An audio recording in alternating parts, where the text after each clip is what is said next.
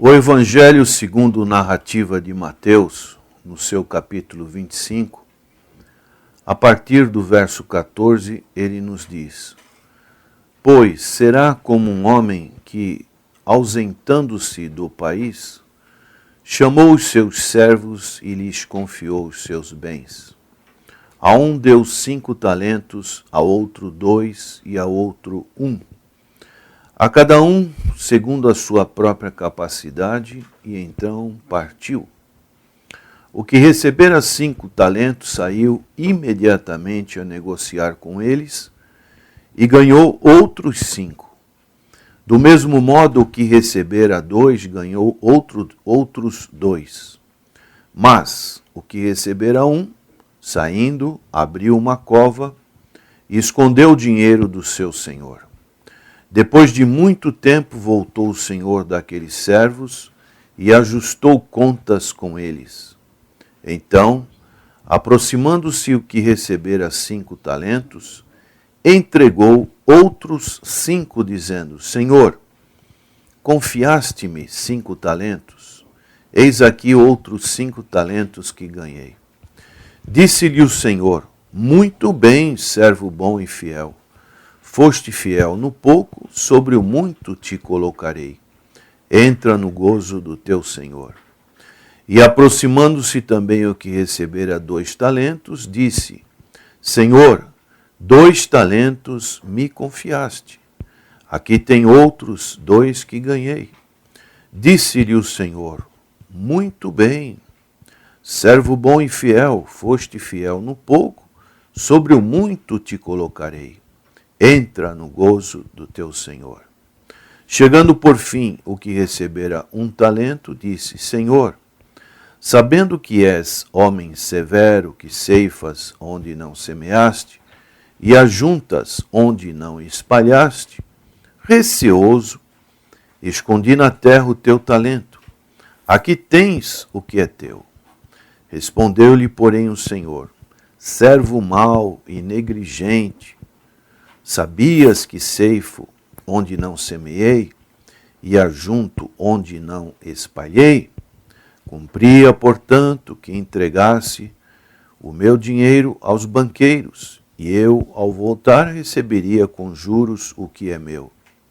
Tirai-lhe, pois, o talento e dai-o ao que tem 10, porque a todo o que tem se lhe dará, e terá em abundância. Mas ao que não tem, até ao que tem lhe será tirado. E o servo inútil, lançai-o para fora nas trevas, ali haverá choro e ranger de dentes.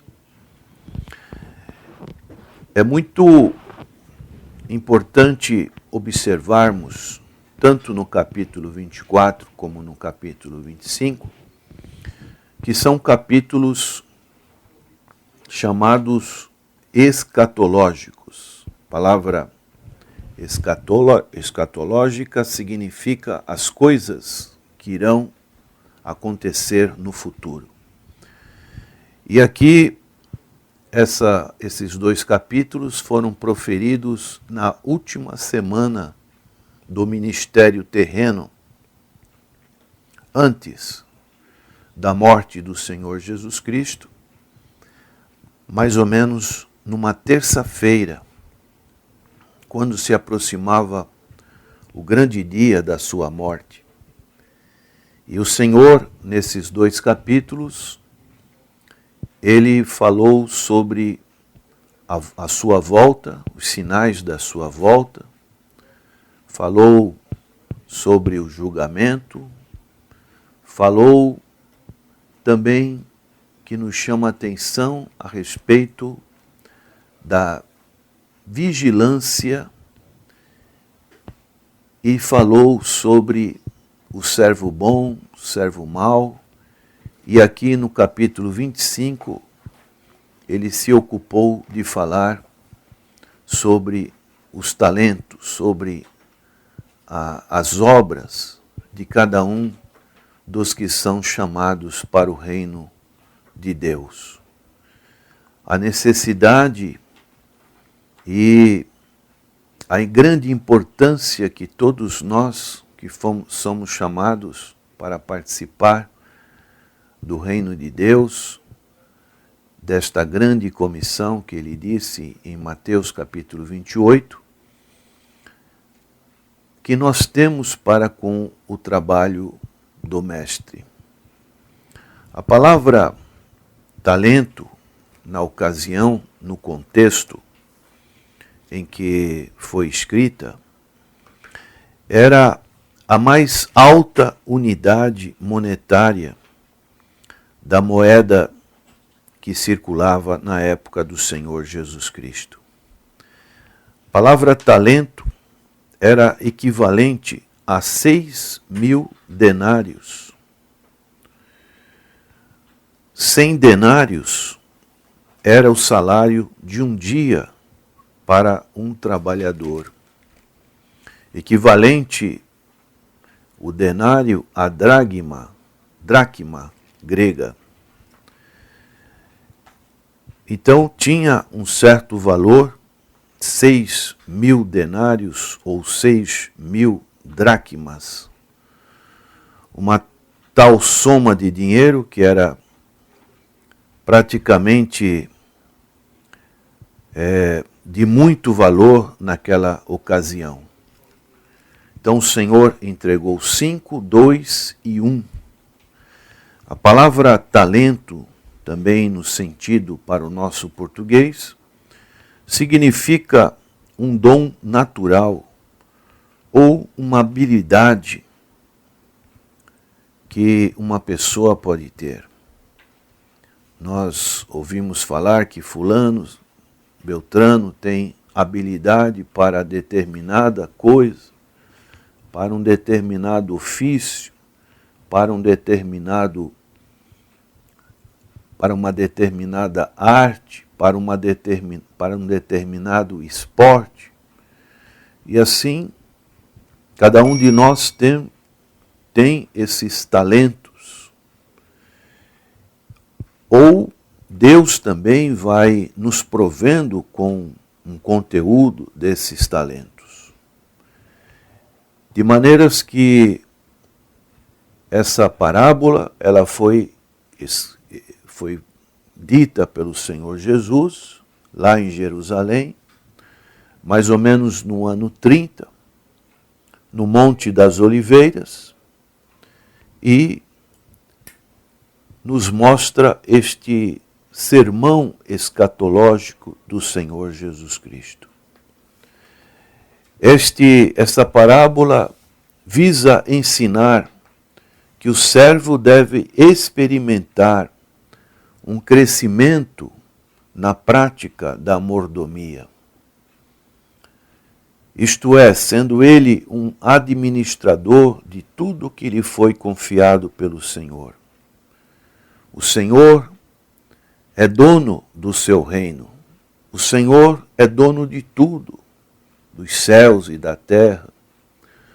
O Senhor nos comprou com um preço precioso que somente Jesus poderia pagar, que foi o seu sangue, o sangue remidor, de maneiras que nós temos como que por obrigação crescer na graça, no conhecimento do Senhor Jesus Cristo e crescer também na nossa mordomia. Então precisamos fazer alguns contraste com aquilo que o mundo pode nos oferecer e aquilo que nós podemos oferecer para Deus. Em 1 Coríntios, capítulo 6, verso 19, o apóstolo Paulo fala assim: acaso não sabeis que o vosso corpo é santuário do Espírito Santo, que está em vós, o qual tendes da parte de Deus, e que não sois de vós mesmos, porque fostes comprados por preço. Antes, pois, glorificai a Deus no vosso corpo. As pessoas buscam possuir coisas neste mundo, mas nós somos possuídos por Deus. Deus nos comprou. O mundo, ele sempre quer almejar uma maior riqueza, uma ganância, uma ambição, como o Senhor Jesus contou em Lucas capítulo 12, verso 16 em diante, que um homem tinha um campo, um homem rico, que produziu com abundância e arrazoava consigo mesmo, dizendo: que farei, pois não tenho onde recolher os meus frutos? E disse: farei isto, destruirei os meus celeiros, reconstruí-los-ei maiores, e aí recolherei todo o meu produto e todos os meus bens. Esse é o propósito de muitas pessoas, mas se esquecem que a nossa vida aqui neste mundo tem um certo limite. Nós vamos envelhecendo e já não podemos aproveitar a vida como aproveitávamos quando tinha uma idade juvenil, com bastante disposição. As pessoas vão envelhecendo, ficam limitadas em seus movimentos, existem restrições com relação à alimentação e uma série de circunstâncias que fazem com que a nossa vida tenha uma certa limitação. Então, este homem pensava: direi à minha alma, tens em depósito muitos bens para muitos anos. E ele pensava: descansa, come, bebe, regala-te. Mas Deus lhe disse: louco, esta noite te pedirão a tua alma. E o que tens preparado, para quem será? Assim é o que entesoura para si mesmo e não é rico para com Deus. Então, o crente que está em Cristo Jesus, ele tem que ter uma perspectiva diferente. Ele entende, como diz o salmista no Salmo 24, ao Senhor pertence a terra e tudo o que nele se contém, o mundo e os que nele habitam. Tudo é do Senhor. O Senhor, ele é dono do ouro, da prata, de todas as coisas. O livro de Ageu, no seu capítulo 2, verso 8, diz: minha é a prata, meu é o ouro, diz o Senhor dos exércitos. Daí, essa parábola dos talentos nos mostra a distribuição dos talentos. Isso fica muito bem claro quando olhamos para a igreja do Senhor. Isso fica muito bem claro como olhamos para o uso desses talentos. Uns recebem um pouco mais, outros um pouco menos, mas o que devemos entender é que um dia haverá um acerto de contas. Um dia haverá as chamadas recompensas. Então, quando nós olhamos para essa parábola e podemos aplicá-la aos nossos dias, existe uma tendência generalizada de supervalorizar o homem de 5 talentos e desprezar o de 1 talento. Mas se nós formos observar, 10 homens de 1 talento valem mais do que um de 5 talentos. O homem de 5 talentos é um homem raro. O de 1 é mais comum. A maior parte dos trabalhos de nossas igrejas é feita pelos homens de 1 talento. A igreja depende deles para a realização de sua obra. O homem de 5 ou de 2 talentos precisa do de 1. Observamos nas profissões o pedreiro trabalhando. Um bom pedreiro, ele só rende o seu serviço se ele tiver um servente do lado. Alguém que prepara a massa, alguém que leva o tijolo para ele, alguém que pega uma madeira.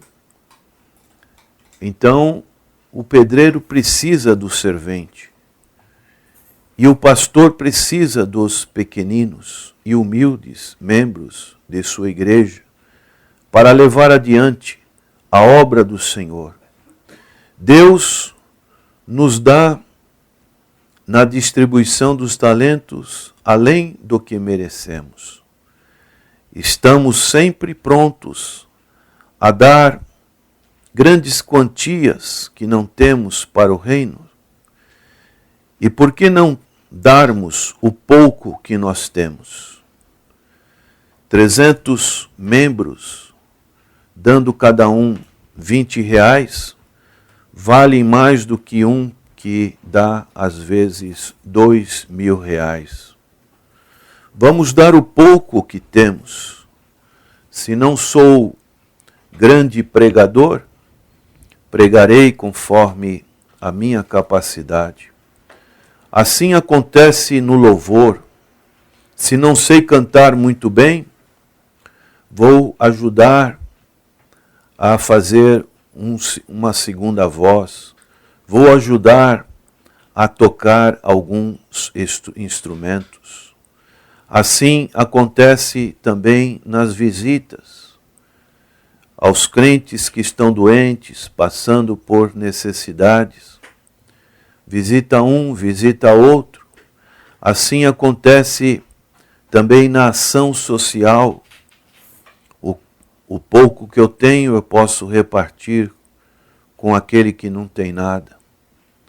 Se Deus requer do homem de um talento contas a serem prestadas, a serem pagas, Deus também requererá dos que têm 5 e 2 talentos.